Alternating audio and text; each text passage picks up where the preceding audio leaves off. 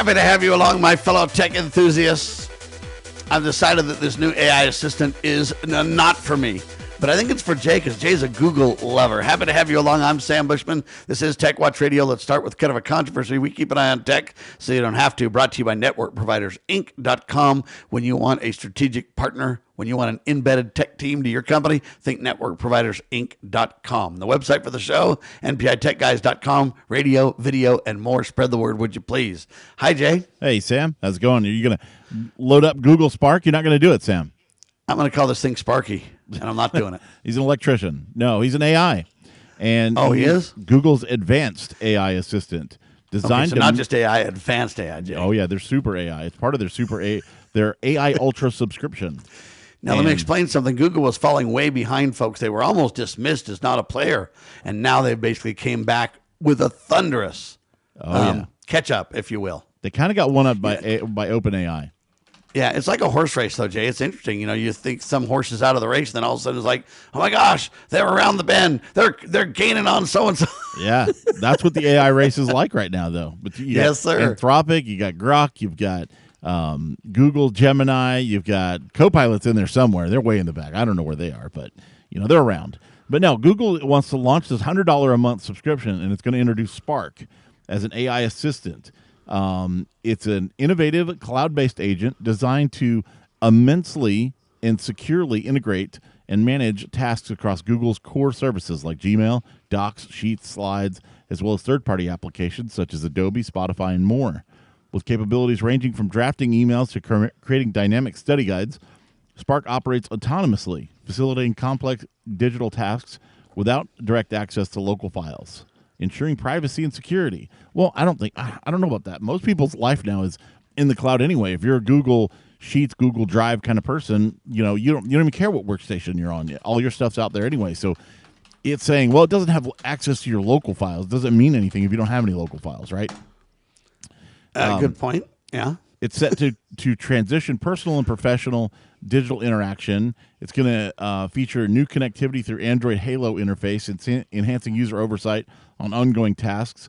Available initially to trusted testers, Spark promises a robust 24/7 AI companion, reshaping how users interact with their digital ecosystem. I will not be doing this, though, Sam, because number one, right off the bat, is it's too expensive. They've got to... $200, right? No, it's $100 a month. $100, okay. $1,200 a year on top of what you're already paying for your Google Suites and your $1,200. I like that. Yeah. I'm not going to pay that for a digital assistant. They should roll that out like right now. No, wait, compared to a real assistant, that's nothing, buddy. Well, okay, that's a fair point, but compared to ChatGPT, which is my digital assistant, by the way, I pay $20 a month for. Yeah, and they're saying that's not sustainable, and that's going away soon. Well, it hasn't gone away yet. So in the meantime, they need to compete. I pay $100 a month for Claude, but I do a lot of coding that justifies it. Okay, I can see that, and I could see the value, especially in coding. But to have somebody jot off an email for me or coordinate my flight schedule or something, I don't know. I just don't see it. I understand. I don't have a personal assistant either. Jay. So here's what they're saying, though. This is a pivotal shift from simple search queries to a comprehensive, anticipative, AI-driven experience, my friend. That sounds like a lot of marketing buzzwords. Oh, come on. They're just trying to tell you how awesome it is, buddy. I don't see it. It's like the Lego movie. Well, then they need to have an introductory rate or something. I don't know. I'm not going to jump in feet first on that, or head first, I should say, at $100 a month. But I know people that will. Hold on. If I throw in a wearable, are you going to be in? I don't know. Probably not. No, but yeah, there's a revolutionizing wearables. Jay, Google's AI-powered glasses are back. Did you see this? Yeah, but it's not Google Glass. It's not that anymore. I know. That's because that was a failure. You got to name it something different to give it another chance for survival. Right. Right. The Meta glasses seem to be doing well. So Google has got a new glasses. They introduced this in their I/O conference in PC World, and our PC World covered this. Google's innovated Gemini-powered smart glasses. A decade after the Google Glass fiasco, They're revisiting this concept with a prototype that blends sleek design with practical AI functionality. They're made by Samsung. They feature a discrete camera, touch controls, lightweight frame, seamless integration of Google's AI assistant for dynamic real-world interaction. So despite some limitations like basic HUD, heads-up display, and ongoing concerns about battery life and privacy, these glasses represent a significant step toward mainstream adoption of smart eyewear, they say. Yeah, but when you talk about battery and privacy, you've just destroyed the project, Jay. Well, I know. And, Meta glasses are around right now, and you see people recording and doing stuff with this. Right now, the latest trend is I have seen these guys that have, a little tech van or whatever, and they go into popular shopping malls and places like this. And what they're doing is they're disabling for, I don't even know how much, $50 or whatever. They will take your glasses and disable the red recording light in it so that they'll actually open it up and disconnect the LED. Yeah, so that way you can't tell when somebody's recording. Exactly. So they can walk around and record, and you don't immediately go, oh, those are smart glasses. You think that it's just normal, and you kind of disregard it, and they can surreptitiously record more. Okay. Well, here's what I say, though. I don't think these things are ready for prime time. I think there are glasses that are getting closer.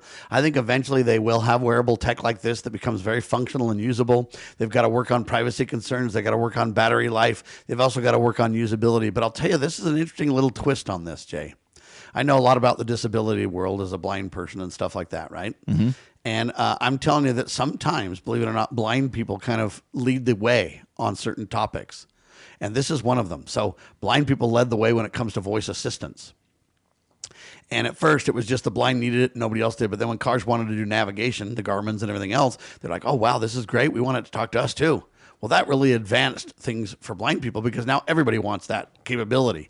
And once the development cycle kind of goes the rounds, then that can be deployed in all kinds of places. And so the blind benefited significantly from that. Right.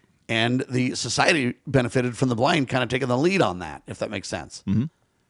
Well, the same thing is kind of true here now.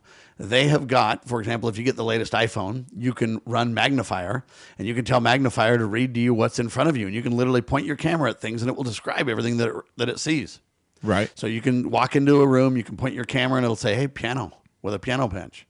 Or it'll say girl sitting on couch. Or it'll say, this and that. And it gets more descriptive as it gets smarter and better. And it isn't perfect, but it works surprisingly well.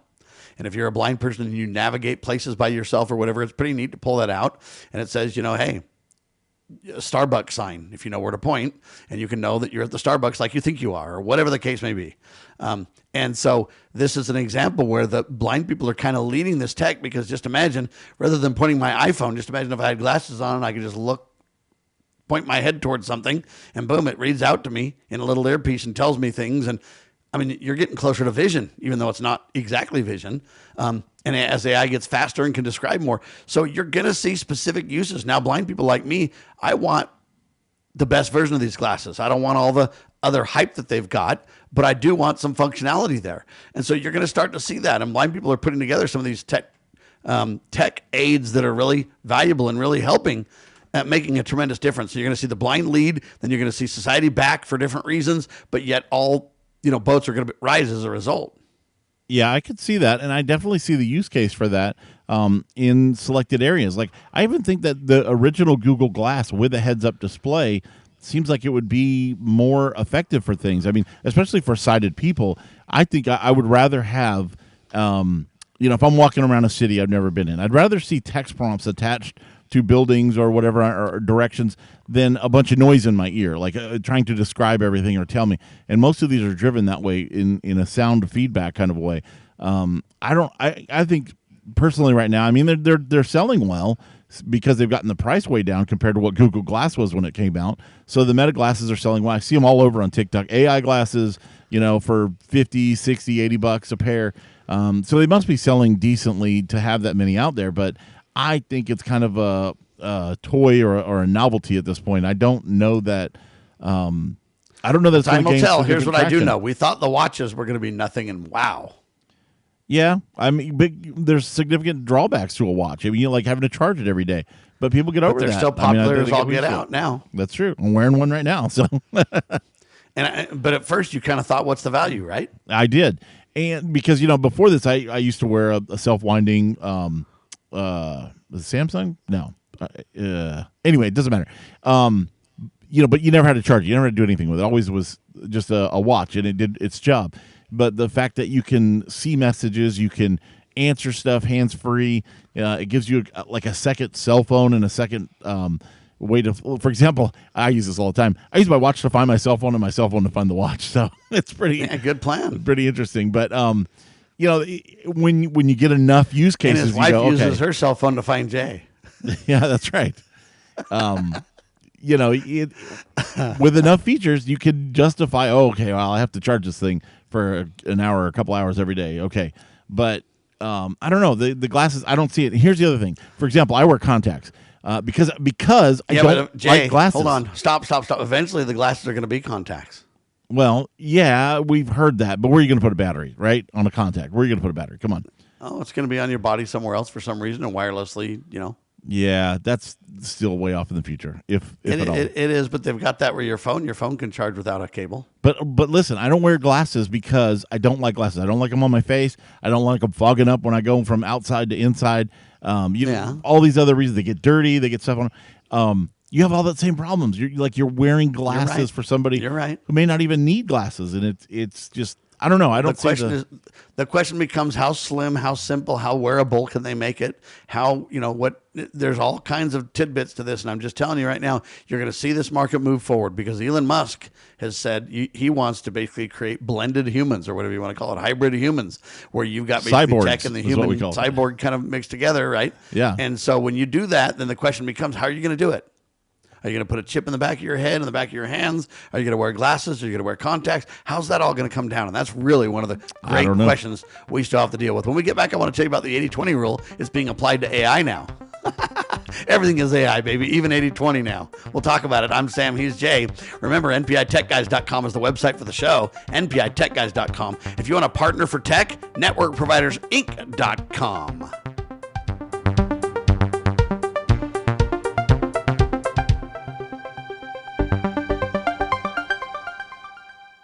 This is a battle between truth and deceit, a battle between forces that would enslave this country in darkness and between a media that wants to present you with the truth. We are being censored.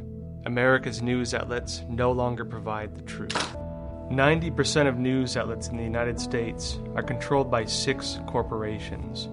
The mission of the Epoch Times is to chase the truth, to ground all statements in fact. TheEpochTimes.com. Cybercrime is exploding. Take Sarah from Sweet Delights, whose world crumbled after having to close with not being able to bounce back. Small businesses are prime targets, but the right strategies can keep yours safe. Jay Hill, CEO of Network Providers, has co-authored The Cyber Playbook Simplifies Cybersecurity for Business Owners with Strategies to avoid costly breaches and fines, build a strong cyber attack response, secure your business with key protections. Cyber threats aren't slowing down, but you can stay ahead. Protect your business. Ensure its security for tomorrow. Get the Cyber Playbook today at networkprovidersinc.com/cyber-playbook or call 385-446-5500 now.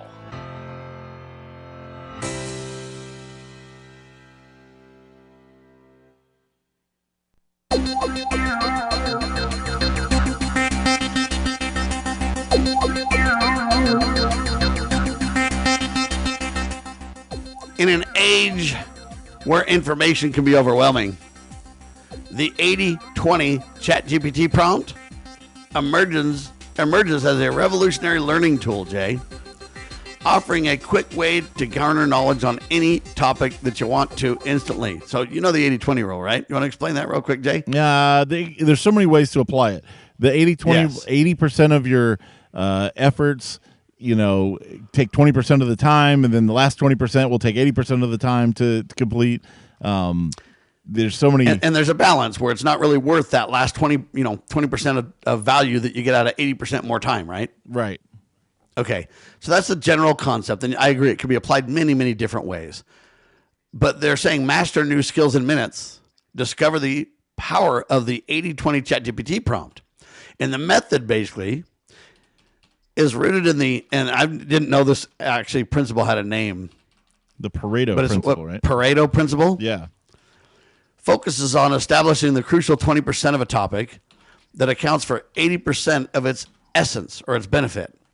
And then basically, so Ben Patterson over at PC World saying, hey, let's apply this thing, using it to tackle things. And so what you do is you just create a prompt in AI that says, I want you to help me get caught up to something. I want to use the 80-20 rule. I want to get caught up on this topic. I don't need to know everything about it. Right. I don't need to be a rock star, but I need to quickly come up to speed like right now. Give me the core that I got to know to do it. And I've been using these kind of prompts with these kind of points, and it's incredible, Jay. You can really learn something very quickly. You can get, and I'll give you a quick example. I need to get some shirts for a business that I'm working on. And, we're so small, I don't know where to get shirts. And I don't know how to do the minimums and how to get everything that I need to the people to get the shirts done. I mean, I've done it before, but other people have been involved. And it's just every time I do about it, it's like, I don't know what the latest, greatest, how they do it is. Right. I don't know what the sweet spot is for the price of shirts. Like, I don't want to get ripped off, but I don't want to buy a cheap shirt. How do I get a handle on this? So I just went to ChatGPT and said, hey, man, I need to be a rock star coming to shirts. I don't want to know everything, but I need to know the basics. What should I be paying for this kind of a shirt? What's the range? What should I look at? And how do I go about this? And it just laid it out for me in like 3 paragraphs. Now, do I know everything? Of course not. But do I have a good understanding to go talk to somebody who do know things to where I can intelligently be involved in the conversation? Absolutely. And do you say, give me the 80-20 in your prompt? Yeah. Okay. Yeah, dude. That's pretty good. Just say, I've got some examples of other common examples of 80-20 rule. And this is just 5 quick ones, and this gets you your arms around it. So in business, 80% of revenue comes from 20% of customers. And that's a fact in every business that I consult for in IT, by the way. Yeah. In productivity, 80% of your results come from 20% of your efforts. Yeah, I agree with this. In problems, 80% of complaints come from 20% of causes. And I don't think this is 100% factual, hard, 100% line. Yeah, but it's a good estimate, a good rule of thumb. But it's 80% true. Software, 80% of users only use 20% of its features. That's definitely true with Office. That's actually maybe 90%. Use only 10% of the features. But yes, the point's right. And the last one is really good, and I see this all the time. In organizations and events, 20% of the volunteers do 80% of the work. Sad but true. Some good examples of it. Well, in our church, too, we have this kind of idea where, at church, there's families that you can count on to do everything. And we call them the 10 families. Yeah. And so at church, you go to the 10 families when you want something done because one of those 10 families will get it done. If you go to other people, it's like a struggle, pulling teeth, difficult. You don't know what's going on. You go to one of those 10 families and, buddy, it happens. They're the 20%. And they're basically the 20% of the, yeah. So it's kind of interesting to make the point. But anyway, you can use it with ChatGPT and some of these agents. And this is an example where, ChatGPT and some of these other agents are great, but they produce too much information, Jay. Just because it can produce 3,000 pages on something and make me, I can know the intimate detail of everything. That doesn't mean that's what I want or need. I'm going to try this. I'm going to try using the 80/20 in future prompts and see if it. I want to see what happens, and I want to report back, sir. Yes, sir. But I've been using it, and it's great. Say 80/20 rule, though. Don't just say 80/20. Right. Because otherwise it might not understand. 80/20 rule means something, right? Right. So anyway, I just want to make sure your prompts make sense for it. AI startups, Jay. Check this out. Do you want to cover this one? This one's insane. AI startups, stop hiring humans. Billboards ignite national debate over replacing workers with AI. San Francisco-based Artisan launched a viral billboard campaign urging businesses to, quote, stop hiring humans while promoting AI sales agents that automate prospecting, follow-up, meeting scheduling.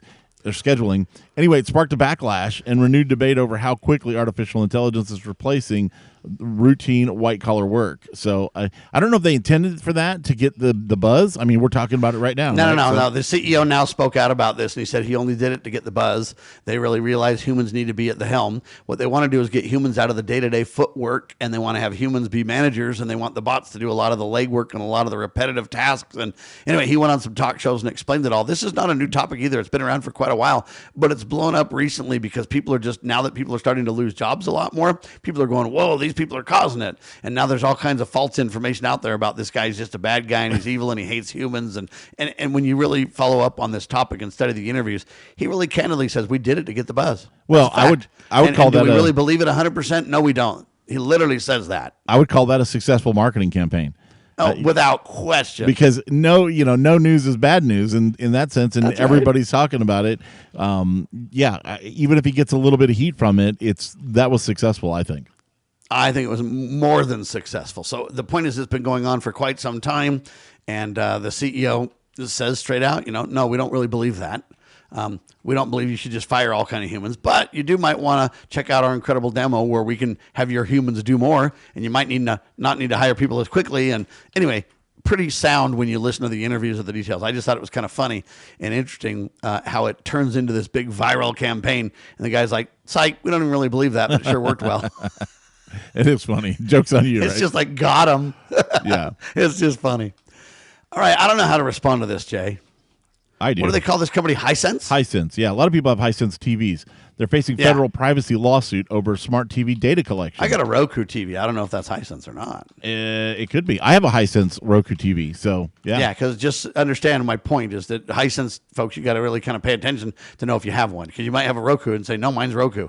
Well, you still might have a Hisense. No, right? yeah, because the Roku technology can be built into any TV. It can be in a Vizio or whatever. I just want to make sure people understand. Hisense is like Samsung. Right. Whereas Roku is like a technology added to a TV. And they call it a Roku TV only because it's enabled by Roku, or it has that fundamental core feature, but yet it at the same time is made by somebody. I have a Hisense 58, and I actually have to replace it because the backlight is getting dimmer over time.